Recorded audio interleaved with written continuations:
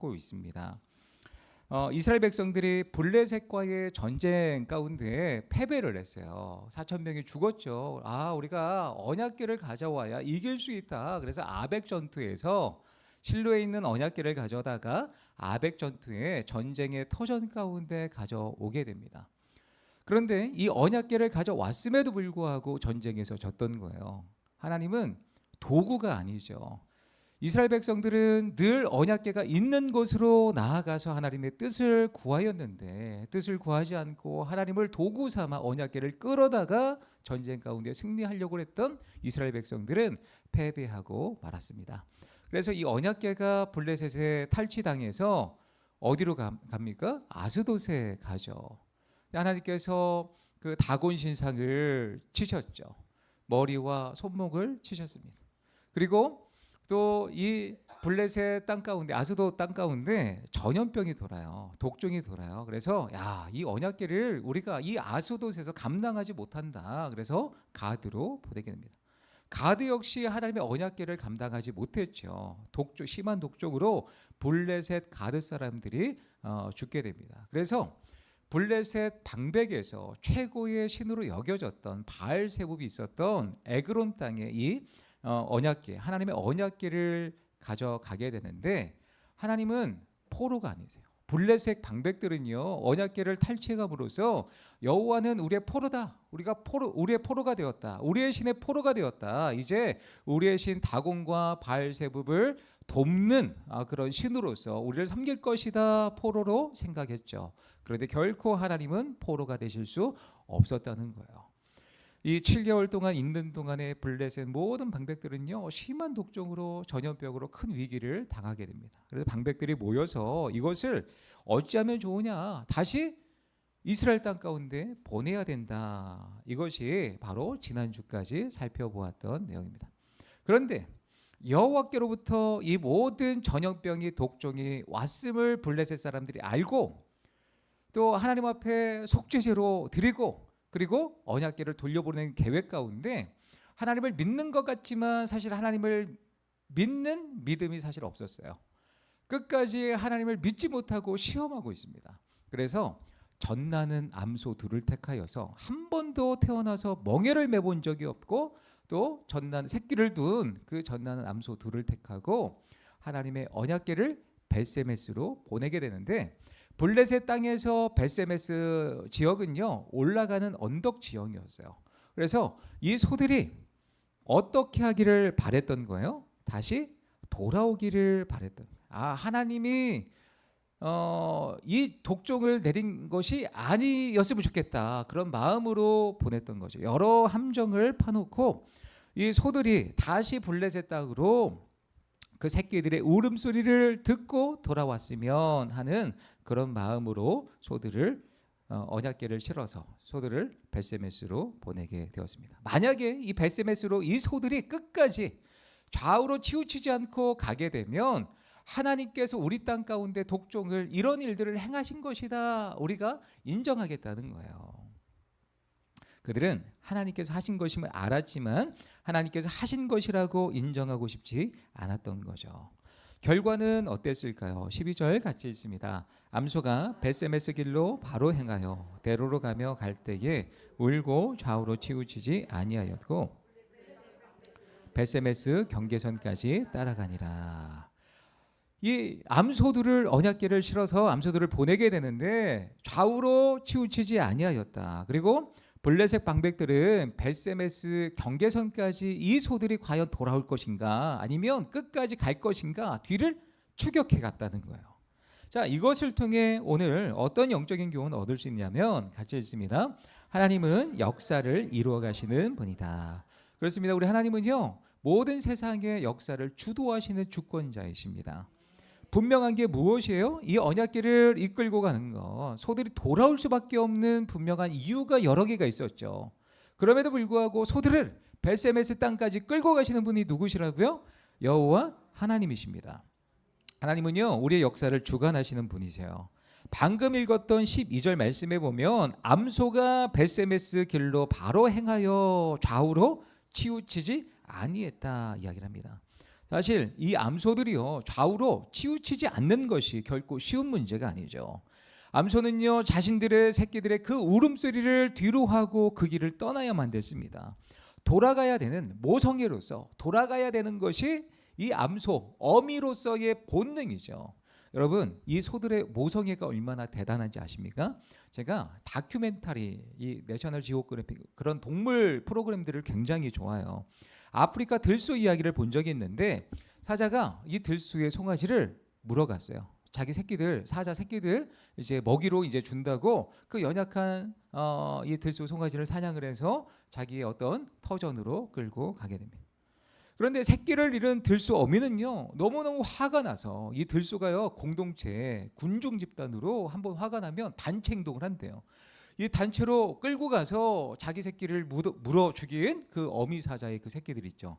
한 마리가 죽을 때까지 끝까지 따라가서 결국 그 새끼를 죽이고 마음을 이제 어느 정도 내가 내 새끼를 잃은 어떤 아픔을 너도 한번 경험해봐라. 그러고 새끼를 죽이고 돌아가는 모습을 보게 됩니다. 이렇게 소들은요 자녀를 잃은 그 아픔이 크다는 것을 그 영상을 통해 제가 보게 되었습니다. 오늘 본문의 이 소들은요 자신들의 새끼를 뒤로 하고 울면서 벳세메스 땅까지 올라가고 있는 거예요. 결코 쉬운 것이 아니었다는 거죠. 좌우로 치우치지 않고 벳세메스로 향하고 있습니다. 좌우로 치우치지 않았다 이 표현은요 성경에 자주 소개되어지는 그런 표현인데 신명기 말씀 같이 읽겠습니다. 내가 오늘 너희에게 명령하는 그 말씀을 떠나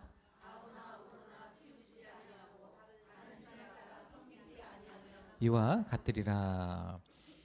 하나님은 좌우로 치우치지 않고 하나님을 따라 올바른 길에 순종하라 이야기를 하고 있는 거예요. 완전한 순종을 나타내는 표현이 좌우로 치우치지 않는다 그런 표현입니다. 그렇다면 지금 이 소들을 붙들고 벳세메스 이스라엘 땅 가운데 이끌고 오신 분이 누구입니까? 하나님이세요. 그 하나님 앞에 이 소들이 완전한 순종으로 끌려오고 있음을 표현하고 있는 장면입니다. 이 장면을 통해 하나님은 블레셋 사람들에게 또 이스라엘 백성들에게 무엇을 보여주신 거예요? 블레셋 땅의 모든 재앙이 누구로부터 왔다는 거예요? 하나님께로부터 왔다는 거예요. 방금 전에 읽었지만 12절 하반절 말씀에 보면 블레셋 방백들이 벳세메스 경계선까지 따라갔다고 이야기를 하고 있습니다. 정말 끝까지 확인해보고 싶었던 거예요. 정말 이 벳세메스 땅까지 이 소들이 돌아오지 않고 가게 되면 이 모든 일이 하나님으로부터 왔다는 것을 우리가 인정하기 싫었던 그들의 마음이었죠. 그런데 그 확인차 쫓아갔는데 역시나 하나님께서 행하신 일임이 드러났습니다. 또 벳세메스 사람들이 골짜기에서 밀을 베다가 여호와의 언약궤가 돌아오는 것을 보고 기뻐하게 돼요. 이로 인해 그 소들을 둘을 잡아서 하나님께 번제물로 드리고 축제를 벌이게 됩니다. 이것을 본 블레셋인들은 하나님으로부터 이 모든 일이 일어났구나 확인하고 돌아가게 되었던 거예요. 16절 말씀 같이 읽습니다. 블레셋 5방백이 이것을 보고 그날의 에그론으로 돌아갔더라. 블레셋의 5방백은요 자신들의 임했던 모든 재앙이 여호와의 진노 때문에 왔음을 결론 내리고 돌아갔던 거예요. 여러분 하나님은요 살아계신 하나님이십니다. 하나님은 종이 호랑이가 아니세요. 그냥 그림으로만 보여지는 저런 분이 있을 것이다 라고 있는 듯 없는 듯 그런 존재가 아니라는 거예요. 하나님은 실제로 재앙을 내리시고 실제로 심판하시고 실제로 우리의 삶을 축복하시고 우리 세상을 새롭게 하시고 복을 주시는 분임을 잊지 마시기 바랍니다. 하나님은 저 멀리 하늘에 계셔서 우리의 삶에 전혀 상관없는 분이 아니에요. 내가 어떻게 살든지 말든지 내가 고통을 당하든지 말든지 관심이 없으신 분이 아닙니다. 여러분 주기도문을 보시면 어떻게 시작하고 있습니까? 하늘에 계신 우리 아버지여 라고 시작하면서 그 첫머리는요 아버지 하나님에 대해서 소개를 하고 있어요. 그 다음 부분 인간에 대한 부분이 시작되면서 뭐라고 간구하고 있냐면 오늘날 우리에게 일용할 양식을 주시옵고 기도를 하고 있습니다. 무슨 말입니까? 우리 하나님은 살아계셔서 우리의 일용할 양식의 문제, 삶의 문제를 하나님께서 친히 돌봐주신다 말씀하고 있는 거예요.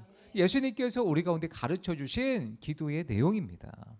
그렇습니다. 우리 하나님은 살아계셔서 우리의 기도, 우리의 필요를 들으시고 간구를 들으시고 우리의 문제를 해결해 주시는 줄 믿습니다. 오늘요 너무너무 기쁜 소식 두 개를 들었어요. 우리 성도님들 중에 기도를 통해서 응답받았던 두 가지 이제 이야기를 들었는데, 믿음이 없는 초신자 분의 어떤 그 이야기, 하나님은 살아계십니다, 그런 고백, 야 하나님께서 도와주셨어요, 기도해 주셔서 너무너무 감사해요. 뭐 제가 내용을 다 말씀드릴 수는 없어요, 개인적인 내용이기 때문에.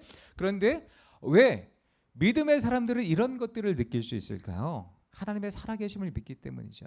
하나님의 살아계심을 알고 그 살아계신 하나님 앞에 기도하기 때문에 우리의 삶의 모든 문제를 내어 맡길 때에 하나님의 살아계심을 우리 가운데 보여주시는 줄 믿습니다. 기도하는 사람들에게 이런 능력이 나타나는 거예요. 그런데 기도하지 않는 사람들은 몰라요. 하나님의 살아계심을 깨닫지 못하는 거예요. 내 삶을 채워주시고 돌봐주신 그 하나님이 살아계신 나의 아버지이심을 믿으시기 바랍니다. 사랑하는 성도 여러분, 우리가 또 하나님에 대해서 착각하고 오해하고 있는 것이 무엇인가 하면, 하나님이 우리의 삶에 아무런 관심이 없다고 생각하는 것입니다. 우리의 먹고 사는 문제, 경제적으로 우리가 힘든 것, 결혼에 대해서 정말 문이 열리지 않는 것, 취업, 출산, 열려지지 않는 것들, 우리가 교회를 오랜 시간 다녀도 해결되지 않는 여러 가지 문제를 당면할 때마다 하나님은 나와 함께 하시는 분이 아니구나, 저 멀리 안드로메다 보다 더 멀리 계신 우리 하나님처럼 생각하는 그런 경향이 있는데, 아닙니다. 우리 하나님은 살아계신 하나님이십니다. 그러므로 우리의 일용할 양식의 문제를 놓고 주님 앞에 구하며 나아가시면 살아계신 하나님을 경험하게 되는 줄 믿습니다.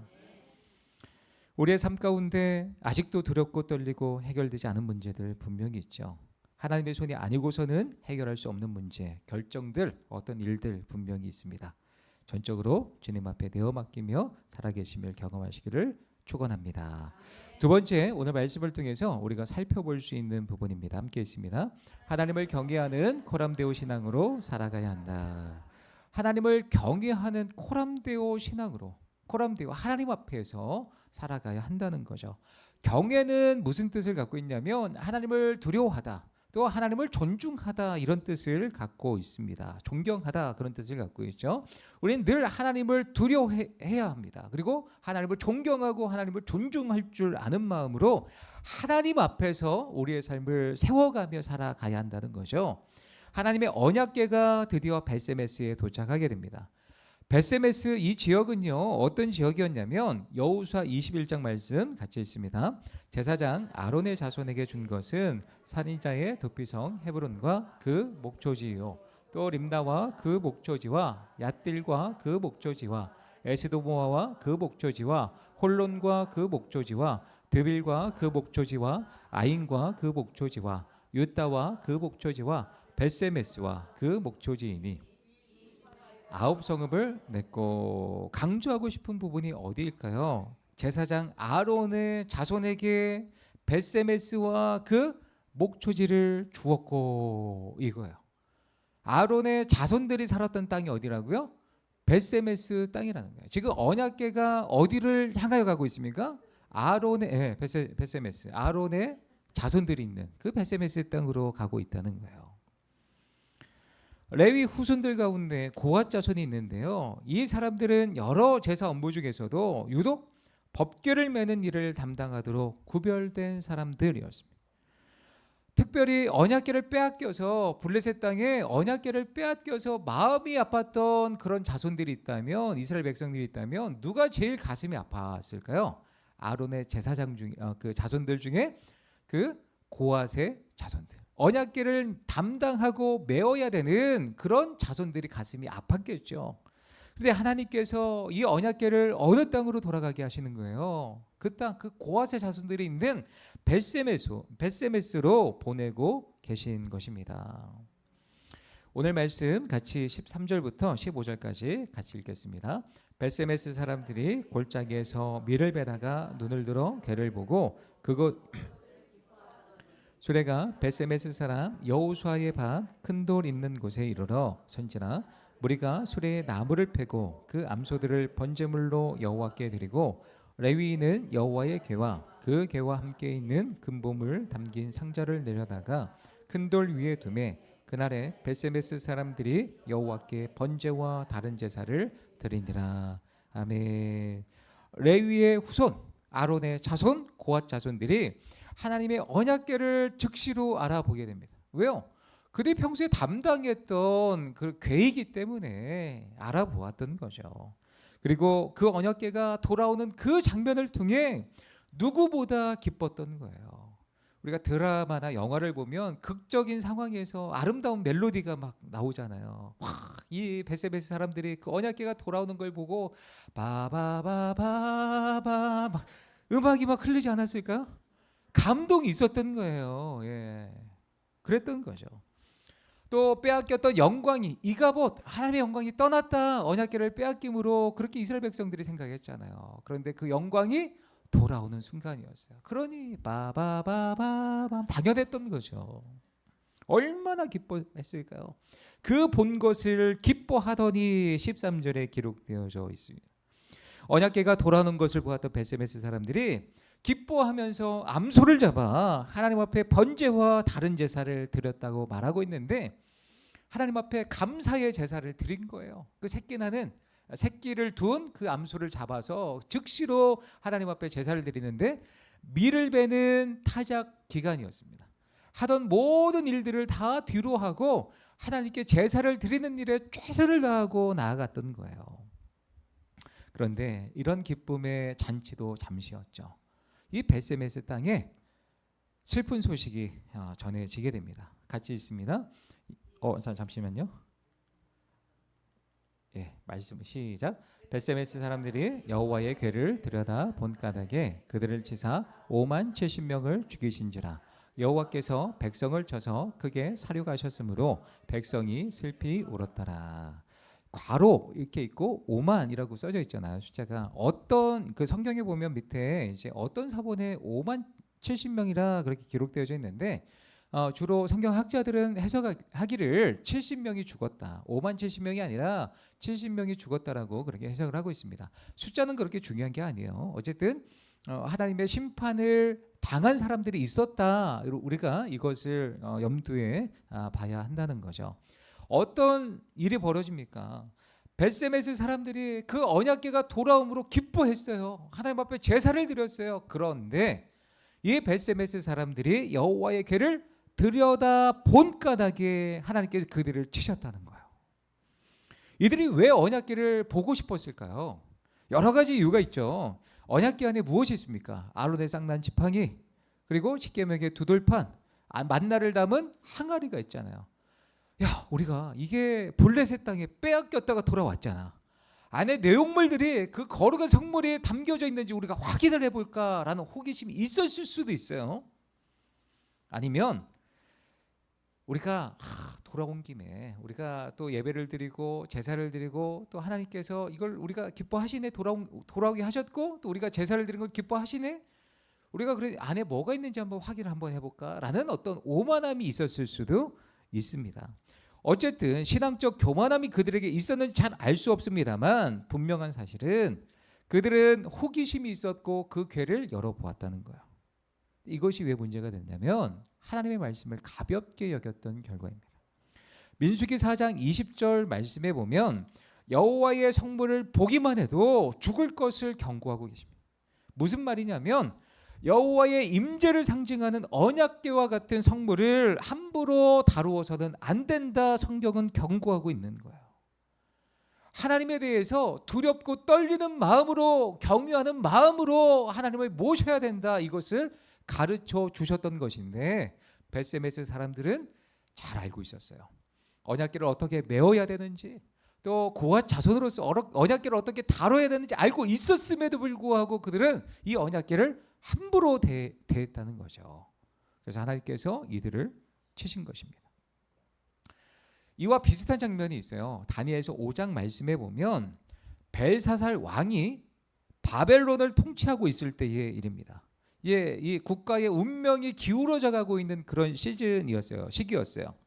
고레스가 이끄는 신흥 강대국이었던 메대와 바사 연합군이 바벨론을 점령하겠다고 쳐들어오고 있는 때였습니다.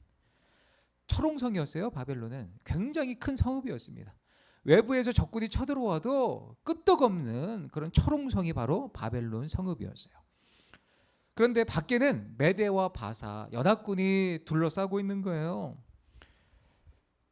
그 안에서는 이 벨사살 왕이 밖에서 쳐들어왔으니까 기분이 좋지 않잖아요. 자기의 성을 둘러싸고 있는 적군이 포위를 하고 있어요. 기분이 좋지 않겠죠.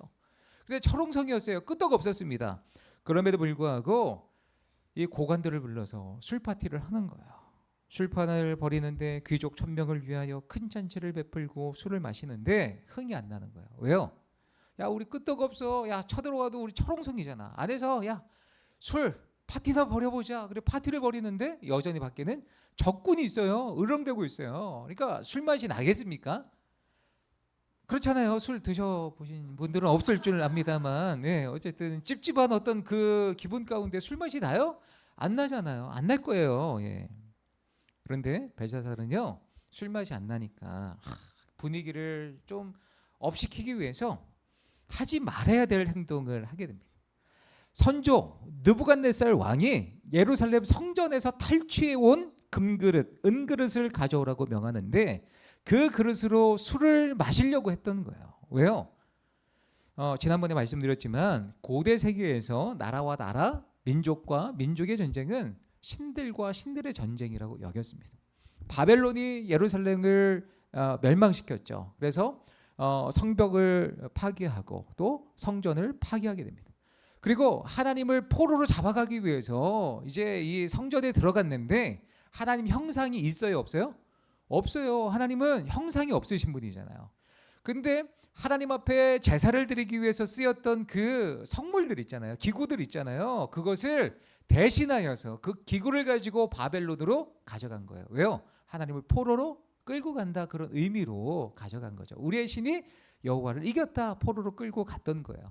그래서 이 창고에 박혀져 있었던 그 금그릇, 은그릇, 하나님 앞에 성소에서 예배를 드리기 위해 쓰여졌던 그 집게를 가져다가 자기의 술맛을 돋우기 위해서 가져오라 명했던 거예요.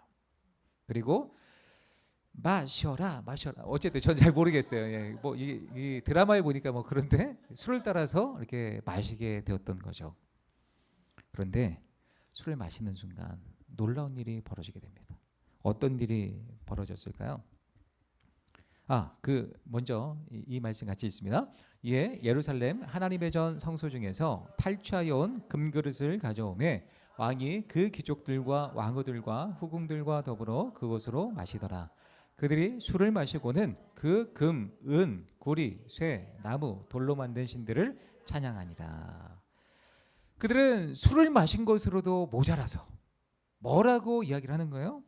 금, 은, 구리, 쇠, 나무, 돌로 만든 신들, 우상들을 높이고 있는 거예요. 그 그릇을 그렇게 활용하면 안 되는 건데 우상을 노래하고 우상을 높이는데 이 그릇을 사용하게 됩니다. 하나님은 누구의 포로가 되시는 분도 아니죠. 또한 하나님을 마치 자신들의 아래처럼 여기는 벨사살 왕에 대한 태도를 하나님께서 결코 좌시하지 않으셨다는 거예요. 그때 손가락들이 나타나서 왕궁 맞은편, 왕의 맞은편 그 석회 벽에다가 글자를 쓰게 되는데 성경에 보니까 메네 메네 데겔 우바르신. 메네 뭐예요? 세어본다라는 그런 뜻이에요. 왕의 어떤 나라를 세어보니 바벨론의 때가 다 되었다. 데겔 무게를 재본다, 달아본다, 그런 뜻인데 왕의 의를 하나님 앞에 달아보니 무게가 나가지 않는다는 거예요. 그래서 우바르신, 나누게 할 것이다. 바벨론은 이제 끝이라 하나님의 그 심판이 선언되게 됩니다. 놀라운 것은 그날 밤에 벨사살이 죽임을 당하고 바벨론이 멸망당합니다. 같이 읽습니다. 그날 밤에 갈대아 왕 벨사살이 죽임을 당하였고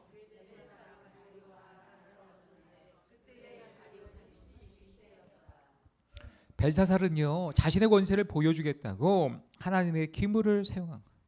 하나님을 내가 하나님보다 뛰어난 존재라고 교만하여서 하나님 앞에 나아갔던 거죠. 하나님은 누구에게 이용당하시는 분도 아니고 누구의 밑에 계시는 분도 아닙니다. 하나님은 경배의 대상이라는 거죠. 우리가 두려움으로 경외해야 될 분이 여호와 하나님이십니다.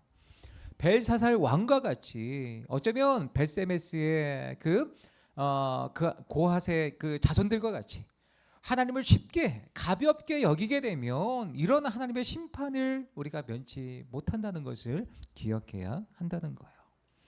언약궤를 운반해야 되는 직무를 맡은 사람들이었음에도 불구하고 하나님을 경외하지 못하여서 심판을 당하게 됩니다. 오늘 이 본문이 또 다니엘을 통해서 우리에게 보여주신 말씀이 무엇입니까? 하나님은 영광을 받으시기 합당하신 하나님이시라는 거예요. 하나님은 우리의 경배의 대상이십니다. 오늘 본문이 우리에게 말하고 싶은 것은 무엇일까요? 그 시대는요, 하나님의 거룩한 위엄과 존엄과 영광이 상실된 시대였다는 거예요. 지난번에도 말씀드렸듯이 사무엘서의 시작은요, 그 시대는요 사사시대 말기입니다. 사사시대에서 왕정시대로 넘어가는 그런 시대였는데, 사사시대의 특징이 무엇입니까? 이스라엘에 왕이 없으므로 사람이 각기 자기 소견에 옳은 대로 행하였더라.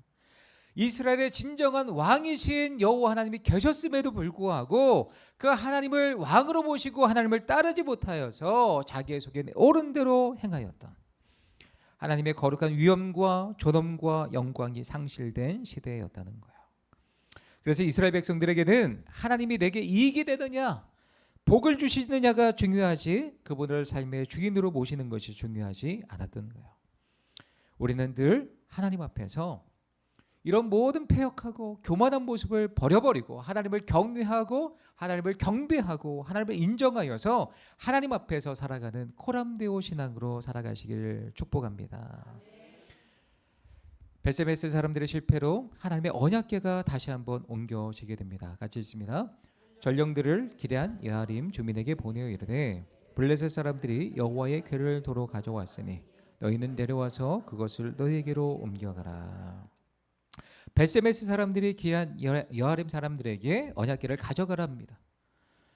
벳세메스보다 더 높은 곳에 위치했던 그런 지역이었는데요, 기럇 여아림, 이곳으로 이 언약궤가 옮겨지게 되는데, 언약궤를 잘 다루었던 고핫 자손들이 왜 기럇 여아림으로 이것을 옮기려고 했던 것일까요? 아마 이곳에는요, 하나님의 저들 섬길 만한 사람, 이 언약궤를 누구보다 잘 돌보고 섬길 만한 사람이 그곳에 있었던 것 같아요. 1절 2절 말씀 같이 읽겠습니다. 기럇 여아림 사람들이 와서 여호와의 궤를 옮겨 산에 사는 아비나답의 집에 들여놓고 그의 아들 엘리야사를 거룩하게 구별하여 여호와의 궤를 지키게 하였더니 궤가 기럇 여아림에 들어간 날부터 20년 동안 오래 있은지라 이스라엘 온 족속이 여호와를 사모하니라. 아멘. 이 말씀에 보면 기럇 여아림 사람들이 와서 여호와의 궤를 옮겨갔다 말하고 있습니다. 블레셋 사람들은 언약궤가 서급에 들어옴으로 갈등과 모략이 있었던 것과는 달리 기럇 여아림 사람들은요, 자원하는 마음으로 그래 그 언약궤를 우리가 가져갈게, 옮겨갈게, 모셔갈게, 자원하는 마음에서 그 언약궤, 하나님을 섬기고자 하는 마음으로 언약궤를 가져가게 됩니다. 그 언약궤가 어디로 갑니까? 아비나답의 집에 들어가게 되고 그의 아들 엘리야사를 거룩하게 구별하여서 여호와의 궤를 지키게 합니다. 엘리야사를 선택하고 거룩히 구별해서 언약궤를 지키도록 한 것은 벳세메스 사람들이 범한 실수를 동일하게 반복하지 않기 위함이었던 거예요. 하나님 앞에서 하나님을 두려워하며 존중하며 하나님을 의식하며 하나님을 경배하고 있는 거예요. 기럇 여아림 사람들은요, 하나님을 거룩히 구별하고 하나님을 두려워했고 경배했기 때문에 20년 동안 안정적인 교제를 나누었던 것입니다. 사무엘서의 핵심 구절이 무엇이에요? 이것을 통해 우리가 무엇을 배울 수 있습니까? 사무엘서의 핵심 구절을 통한 그 말씀이 다시 한번 중요함을 깨닫게 됩니다. 같이 읽습니다. 나를 존중히 여기는 자를 내가 존중히 여기고 나를 멸시하는 자를 내가 경멸하리라. 사무엘서를 통해서 지속적으로 강조하고 있는 것입니다. 하나님을 두려워하는 마음으로 하나님을 존중하면 하나님께서 우리를 존중히 여겨주십니다. 그러나 하나님을 멸시하는 자, 그런 자들은 하나님께서 경멸하신다, 버리신다, 심판하신다, 징계하신다는 거예요. 그러므로 우리의 삶 속에서 늘 하나님을 두려워하는 신앙으로 하나님을 경외하고 경배하고 하나님 앞에서 코람데우의 신앙으로 살아가는 저와 모든 성도님들 되시기를 예수님의 이름으로 축복합니다. 예전에 제가 이 초등학교 때 이제 장학사 분들이 오시잖아요. 그러면 며칠 전부터 막 준비를 해요. 그래서 이 담임 선생님은요, 이게 들어오시게 되면 그때 뭐 질문을 할 거, 또 누가 대답을 해야 되는지 짜고 치는 아이들 뭐가 있어요. 하여튼 예, 그런 것들을 이렇게 해서 대답을 하게 하십니다. 그리고 장학사분이 오시면 얼마나 긴장되는지 초롱초롱한 눈으로 이제 선생님을 보면서 이렇게 왔다가 슥 빠져나가시죠. 그런데 그때마다 어떤 걸 느꼈냐면 누군가가 나를 지켜보고 있다.